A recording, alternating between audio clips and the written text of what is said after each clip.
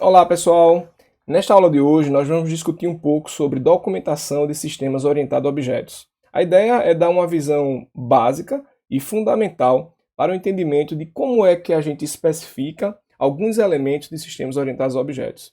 A gente vai discutir um pouco sobre a linguagem UML, vai ver o que é, e o foco da nossa aula vai ser no diagrama de classes, que é um dos artefatos que a linguagem UML nos oferece.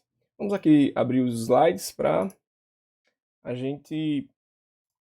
Bom, até então a gente tem utilizado uma linguagem, digamos assim, lúdica para representar classes e objetos. Uma notação lúdica, a gente discutiu um pouco sobre isso, né? Os objetos eles possuem atributos e métodos. Pegando esse exemplo aqui do MP3 Player, a gente utilizou essa notação apenas como uma forma de melhor entender os elementos de um objeto. Os atributos, a gente falou bastante que eles poderiam ser vistos e entendidos como sendo um display, ou as informações que estão no display, ou seja, os dados e as propriedades que um objeto possui. E os métodos, as ações, né, os botões que definem o comportamento desse objeto. Nós fizemos essa analogia e utilizamos essa notação informal, digamos assim, em outros exemplos, como é o caso da classe conta, né? Novamente, nós temos aqui um display com os dados de uma conta, o número e o saldo, e os métodos representando justamente as ações, as funções que este objeto pode realizar, é, as operações que esse objeto pode realizar, utilizando ou não os seus atributos, né? Vimos outros exemplos, como é o caso, por exemplo, aqui da classe do objeto carro, né? Atributos, métodos, acelerar, frear seriam os métodos, atributos aqui a quilometragem, a cor e o modelo. Bom, não sei se vocês perceberam, mas em um dos slides das aulas anteriores, a gente fez uso aqui do conceito de classe e objetos, e aqui a gente não fez uso da notação lúdica, né? Essa notação que está aqui é uma notação muito próxima do que a gente vai ver. É uma notação em UML, para representar uma classe, ou muitas vezes chamada também de entidade no nosso sistema. Mas o que realmente significa o ML? Para que serve a linguagem UML? Bom, a linguagem UML, aí, traduzindo aqui o significado, né, é uma linguagem de modelagem unificada, Unified Modeling Language. É uma linguagem padrão que ela é utilizada, muito utilizada, para especificar, ou seja, modelar uma série de artefatos que nos ajudam aí a documentar sistemas orientados a objetos. Bom, o objetivo dessa aula não é, nem da disciplina, não é estudar todos os artefatos da UML, nem tampouco fazer uma explicação profunda de todos os recursos que a linguagem oferece. A ideia é que a gente tenha um foco mais prático e voltado para um dos principais artefatos da linguagem, que é o que a gente chama de diagrama de classes. Por quê? A gente tem estudado até então, né, classes e objetos, e a classe sem dúvidas, um dos elementos fundamentais para o entendimento ou a documentação de um sistema orientado a objetos. Então, se vocês analisarem bem aqui, a linguagem UML ela tem vários diagramas. E o principal deles, pelo menos para o nosso foco, vai ser o diagrama de classes. Para quem não está lembrado do conceito de classe, eu vou revisitar uma outra figura que nós já explicamos, em que eu fiz uma analogia dizendo o seguinte, que uma classe é como se fosse uma forma, ou seja, eu especifico as características dos objetos que vão ser instanciados ou construídos a partir daquela classe. Então a classe é como se fosse uma forma, onde eu especifico as características desse objeto, dos objetos daquela classe, daquele tipo, né, em termos de atributos e métodos. Voltando lá para a nossa figura, a gente tem aqui a especificação do que a gente está chamando de automóvel, ou seja, é um tipo automóvel, e essa especificação, neste caso aqui, inclui como atributos a quilometragem, a cor e o modelo. Ok. E como métodos, o método acelerar e frear. Poderiam ter outros métodos? Sim, o contexto vai dizer isso. Poderiam ter outras informações, outros dados, né, que seriam outros atributos, com certeza, o contexto vai nos dizer isso, né? Porém, até então, o que a gente tem visto em termos de notação foi isso daqui, né? Que seria uma representação aí do objeto e da classe.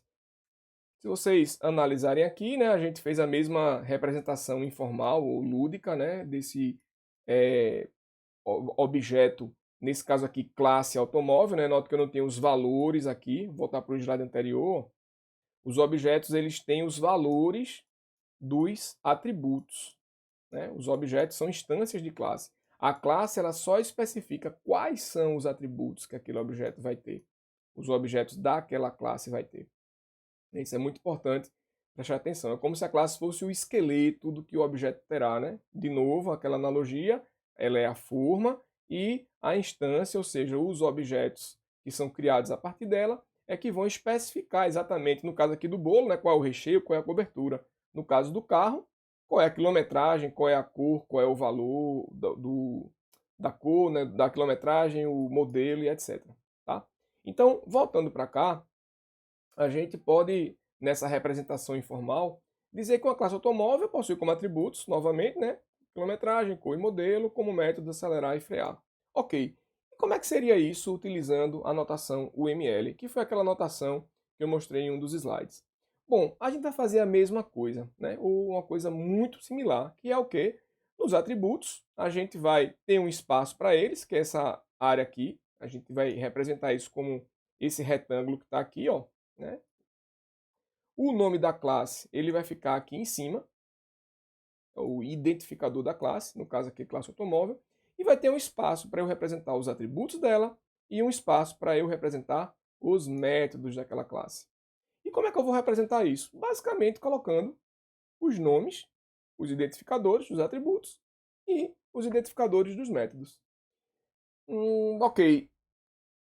Em alguns slides relacionados com a linguagem Java, a gente viu que atributos e métodos eles não possuem apenas nomes.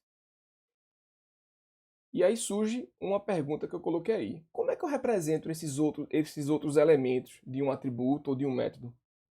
Só para relembrar, que elementos são esses que eu estou fazendo referência? Bom, eu vou pegar o exemplo da classe conta, só para que a gente consiga entender melhor, e até porque foi esse exemplo que foi utilizado em apresentações anteriores. Vamos dar uma olhadinha de novo na classe conta aqui. Essa definição aqui da classe conta já é uma definição da classe em Java, ou seja, eu estou especificando atributos e vou especificar os métodos da classe conta em Java, mas percebam que eu não tenho apenas o nome do atributo, eu tenho outros elementos também. Eu tenho a visibilidade, nesse caso aí é um atributo privado, a gente tem uma aula sobre isso. Eu tenho também o tipo do atributo, se ele é um double, se ele é uma string, né? Se ele é um inteiro, que é o caso do número. No caso aqui do saldo, o tipo é double. E eu tenho também aqui o nome do atributo. Ok, esses três elementos aqui foram utilizados para especificar os atributos da classe conta e podem ser utilizados e vão ser utilizados para especificar qualquer outro atributo de qualquer outra classe. O nome do atributo, o tipo dele e a visibilidade. Tá? De forma muito parecida, a gente tem, por exemplo, na classe conta, o método creditar. E esse método eu também não tenho apenas o nome dele, eu tenho outros elementos aí envolvidos. Novamente, eu tenho a visibilidade, no caso do método creditar é um método público. Eu tenho o tipo de retorno desse método, quando o método não retorna nada, que é o caso do método creditar, o tipo de retorno é void. O nome dele, a gente partiu do nome, né, para fazer essa especificação. O nome dele é creditar. E aí vale de novo aquela dica que eu falei, normalmente a gente tenta colocar verbos no infinitivo, porque eles nos passam é, essa, essa impressão de que o método ele tem uma ação envolvida, creditar, debitar, acelerar, frear. Essa é só uma dica aí para que o código fique mais claro e os elementos tenham nomes que sejam semanticamente bem entendidos por todo mundo. Tá? Além disso, se vocês perceberem, o método tem uma outra parte também, que é especificada entre parênteses aqui. Pode ser uma lista de valores aí, que são a lista dos parâmetros ou dos argumentos que o meu método recebe.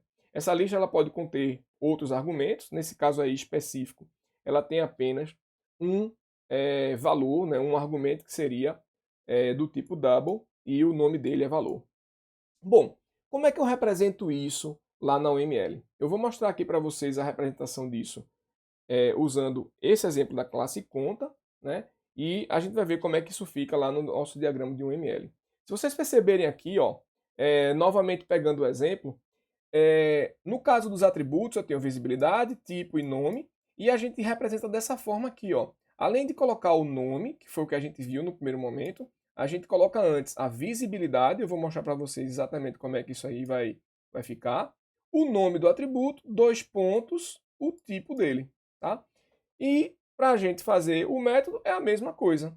Visibilidade, nome do método, os parâmetros que ele recebe, a lista de parâmetros, dois pontos, tipo de retorno. Notem que há uma inversão aqui na ordem, né? Ao invés de a gente colocar exatamente na ordem como é definido em Java, ele tem uma ordem própria. Por que ele tem uma ordem própria? Porque, veja, o OML, a linguagem OML, ela não foi feita para a linguagem Java. Ela foi feita para especificar sistemas orientados a objetos. Eu posso ter outras linguagens, e a gente tem várias outras linguagens, que suportam o paradigma orientado a objetos.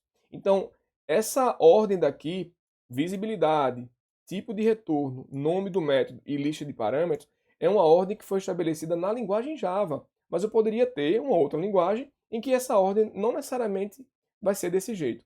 A linguagem UML ela tem, como eu falei, a sua própria ordem. É a visibilidade primeiro, depois o nome do método, a lista de parâmetros e, por fim, o tipo de retorno que esse método tem.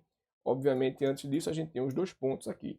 Mesma coisa para os atributos, tá? Então, vocês podem achar estranho, né, de repente, porque a ordem não foi a mesma, é porque a UML ela é agnóstica com relação à linguagem, ela é independente de linguagem de programação. É uma notação própria, uma notação utilizada, como eu falei, para documentar sistemas orientados a objetos. Isso é independente de linguagem de programação, tá bom? Mas é super importante a gente ter e entender quando a gente vê o diagrama UML. Isso aqui, nesse caso, é uma representação da classe, né, em UML. Basicamente, de novo aqui, um retângulo. O identificador da classe, que seria o nome da classe. E a lista de atributos, eu vou especificar aqui, seguindo esse padrão. E aqui a lista de métodos também, seguindo esse mesmo padrão. Vamos dar continuidade aí para a gente entender como é que é essa representação da visibilidade, tá? Bom, vocês já viram aí em aulas anteriores, a gente comentou que existem diferentes visibilidades, diferentes formas de acessar atributos e métodos, né? Basicamente, na UML, quando a visibilidade é privada, ou seja, o método ou o atributo é privado, a gente coloca um menos na visibilidade. Eu vou mostrar um exemplo com isso daí, tá? Ou seja, o meu atributo ele não tem nenhuma visibilidade externa. É o caso aqui, ó, do saldo. Eu não consigo acessar o saldo diretamente a partir da classe de um objeto da classe conta, tá? Porque ele é privado. Eu só consigo fazer isso dentro da classe conta. A gente já falou sobre isso, mas a gente pode depois falar um pouco mais e entender melhor, né, caso vocês não tenham entendido até então, as aplicações aí dos diferentes modificadores de acesso. Né? Essa visibilidade ela também é tida, né, na linguagem Java como modificadores de acesso. A gente tem aqui também a visibilidade pública, ou seja, um método ou atributo público, que a gente usa um mais para representar isso. É público. A visibilidade externa é total. Qualquer pessoa, no caso qualquer objeto, pode acessar os atributos ou métodos de uma classe diretamente. E por fim, tem uma outra visibilidade que é o que a gente chama de protegida ou protected, no caso da linguagem Java, tem uma palavra reservada para isso, que é aqui com o cerquilho, o jogo da velha. Tá? Então, como é que ficaria então essa representação da classe conta usando essa sintaxe aqui, usando esse padrão da UML? A classe conta tem os atributos saldo e número, privados, né, com diferentes tipos, e o método aí creditar a título de exemplo. Então vamos ver como é que ficaria, por exemplo, os atributos da classe conta. Vejam, a gente, ao passar para aqui para a classe conta, a gente vai ter o menos, ou seja, é privado. Eu tenho o nome do meu atributo, que seria número, dois pontos, o tipo dele, que é o tipo string. Né? Eu tenho aqui o atributo saldo, dois pontos, o tipo dele, double, e eu sei que ele é privado porque tem um menos aqui. Eu estou mostrando isso aqui porque nem sempre a especificação de uma classe ela traz esses detalhes. Mas é importante a gente saber desses detalhes, porque quando você lê um diagrama de classes ou uma especificação de uma classe em UML, que é o caso aqui, eu estou especificando a classe conta, a gente sabe, vocês vão saber o que é que significa esse menos, por exemplo, né? Vocês vão saber que isso aqui é o nome do atributo, que isso aqui é o tipo dele. Da mesma forma, a gente fez aqui para os métodos. No caso aqui, eu estou especificando apenas o método creditar. E aí vamos ver como é que esse método ficaria, né? Ele é público, ou seja, teria um mais, é void, o tipo dele, o tipo de retorno, o nome acreditar, e aqui a lista de parâmetros. Vamos ver como é que especifica isso na UML. Vocês perceberem aí, ó, público, ou seja, tem um mais, o nome do método é creditar, a lista de parâmetros ou de argumentos que o método recebe, ela também vai vir entre parênteses, note que tem aqui um abre parênteses e um elemento fechando parênteses, né? E vai ter aqui o nome do atributo, do argumento, dois pontos, o tipo do argumento. No caso da gente, no método creditar, ele recebe um argumento chamado valor, cujo tipo, nesse caso aqui, foi o tipo inteiro. Poderia ser o tipo double, seria até melhor para representar um valor a ser passado para a conta. Aqui é só a título de exemplo, tá, pessoal? Só para a gente entender o que é que significa esses elementos. Então, de novo, atributo, esse método é público, tem um mais aqui, lembra da questão da visibilidade, os argumentos que o método recebe, dois pontos, o tipo de retorno. Bom, isso aqui é o básico para a gente entender a representação de uma classe usando a notação UML. A gente deve passar a adotar essa notação a partir de agora em outros exercícios, atividades no projeto. É super importante a gente entender o que é que essa notação significa e também documentar o sistema usando essa notação. Fica muito mais fácil depois, quando a gente já tem um entendimento do que essa notação significa, é muito mais fácil ter uma visão geral do sistema, os dados que o sistema possui, os eventuais métodos que as classes daquele sistema possuem. Então, de novo, a ideia desse curso não é a gente fazer um detalhamento sobre a linguagem UML, mas a ideia é entender o que é necessário para a nossa disciplina. No caso aqui, especificamente falando, a gente vai ter um entendimento do diagrama de classes e essa aula se preocupou em informar para vocês, explicar como é que eu represento uma classe usando notação UML. Existem outras coisas? Sim, existem. Os objetos eles não vivem só. Eles possuem relacionamentos, eles possuem o sistema orientado a objetos, ele possui um conjunto de classes e essas classes têm algumas relações entre elas, né? Isso daí, e aí eu coloquei como pergunta, como é que eu represento os relacionamentos entre classes? Isso é o tópico da nossa próxima aula e aí deem uma olhada nos slides, a gente está disponibilizando tudo aí. Na próxima aula a gente vai tentar responder essa pergunta. Como é que eu especifico os relacionamentos entre classes? A gente vai responder essa pergunta e ver um diagrama UML mais completo, com outras classes e representando aí um sistema que possui outros objetos, né, outras classes e relacionamentos. Tá bom? Até a próxima.